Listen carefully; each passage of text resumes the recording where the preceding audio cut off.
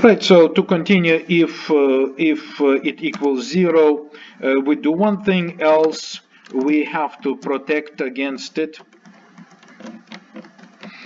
All right, so here we do one thing, and over here we can say std cout, and say something like cannot divide by 0. Cannot divide by 0, new line, right? And this way we're not letting this program to crash, because we're proactively are checking for the value of the divisor, which is y in my demonstration. One more thing to show you is that typically it's a good idea to report error messages and anything related to errors. Instead of sending it to cout, the standard character output, instead send it to cerr. There is a basically there are 3 streams that are attached to every executable process. Standard input stream, which is our cin, character input device, standard output stream, which is cout, character output, and also the error output stream. Okay.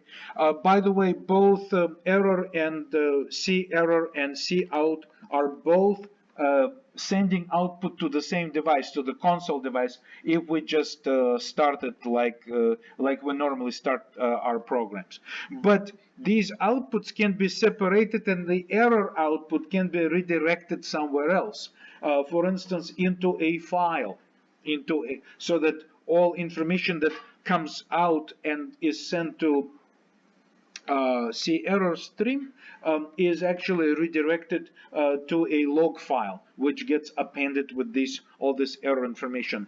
Typically happens on all web servers, right?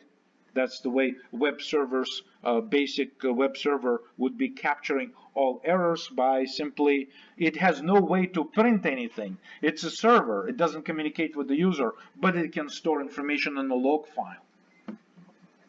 So this is why when we go to process our runtime errors, and we can just like copy and paste this template to another project, to another project, to another project, right? So over here, I would also recommend to use cerr. It should be normal practice, like all error related information should not be sent to cout, but rather should be sent to cerr output stream. And it's just like cin and cout comes out of IO stream, a header file. Likewise, cerr is supplied for free. You don't need to worry about any of it. It's already there. But this is another advice that I have for you, is to use cerr output stream for any error reporting. Just another little touch here. And one final thing is that, and this is perhaps something that we're going to cover next week as well, a little bit more in depth. There is another issue, is that if I change this to a double, right? If I change this to a double type and go back to the original, actually, you know what, instead of changing it like this, I will do another copy and paste.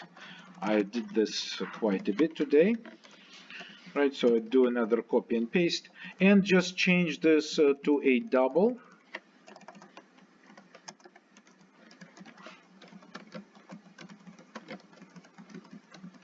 And I will just go to the very basic version of our program as we had it. So of course this is a double data type, so I will use a fractional point, and build this again, and run it.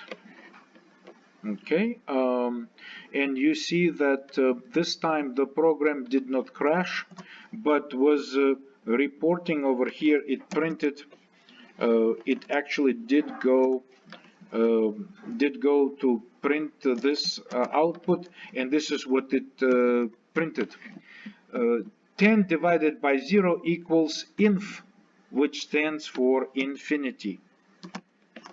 To be continued. So we're not done yet. We still have some things to discuss with related to some of the topics we covered today. To be continued next week. Right. So anyway, I posted chapter reviews and other material. So we'll continue to do our coverage. If you have any issues, email me. Other than that, I'll see you next week.